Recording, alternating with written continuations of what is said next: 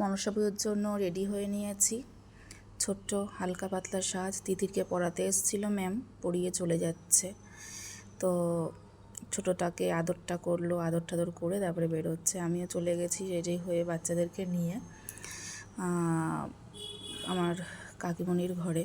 আমাদের ঘরে পুজো হয় না, কাকিমণির ঘরেই পুজো হয়, সেখানে পুজো দেবো বলে গিয়েছি। এই যে আমাদের বাড়ির আরেকজন বাচ্চা সদস্য, হ্যাঁ, পুরোহিত মশাইও পুজো করতে বসে গেছে। তো পুজো চলছে, পুজোর জায়গাটা দেখো তোমরা, খুব সুন্দর করে সাজিয়েছে কাকিমণি। সাধ্যের মধ্যে ছোট্ট আয়োজন, ছোট্ট আয়োজন বলবো না, পুজোর কাজ ছোট বড় হয় না, তাই না বলো? আর মেয়েরা আমাদের বাড়ির 4 মেয়ে, এই যে 4 জন। দেখো আমার তুতুনটাও কত সুন্দর প্রণাম করবে। পুজো করে ঠাকুরমশাই চলে গিয়েছেন।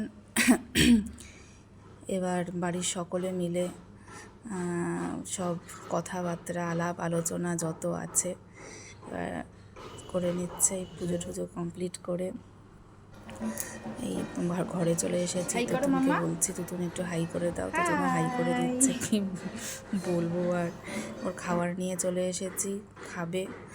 তো আগে গিয়ে দেখছে খাবারটা। তুতুনটারও শরীরটা ঠিক নেই, তাড়াহুড়ার মধ্যে সব কিছু করেছি, তো ও বমি টমি করে একাকার করে দিয়েছে। তো এই প্রসাদও পেয়ে গেছি। তো একটু টাইমটা কাটিয়ে হাজব্যান্ড চলে এসেছে রাত্রেবেলার বাড়িতে, ডিউটি গিয়েছিল। তো আমরা রেডি হয়ে নিয়েছি, একটু পাড়ায় 2টো জায়গায় যাওয়ার আছে। তো আমার বাড়ির সামনেটা, আর বাড়ির সামনের রাস্তা, তো একটুখানি ভিডিও করে নিলাম সেজে গুজে রেডি হয়ে। সবাই 3 জন মিলেই যাচ্ছি। তুতুনকে আজকে আর নিইনি, ওর ঠাম্মির কাছে রেখে গেছি। কেন কি জানো তো, একটু খেতে বসলে না প্রচণ্ড ডিস্টার্ব করে। এই যে যাচ্ছেন আমার মিস্টার, মেয়েও একটু ভিডিও করে দিচ্ছে, আমরা দুজনেই এগিয়ে চলেছি। তো চলে আসলাম। এই যে মায়ের মন্দিরটা দেখছো, ভীষণ জাগ্রত। শুনলাম আজকেই প্রথম গিয়েছিলাম আমি, এই পুজোর দিনকেই।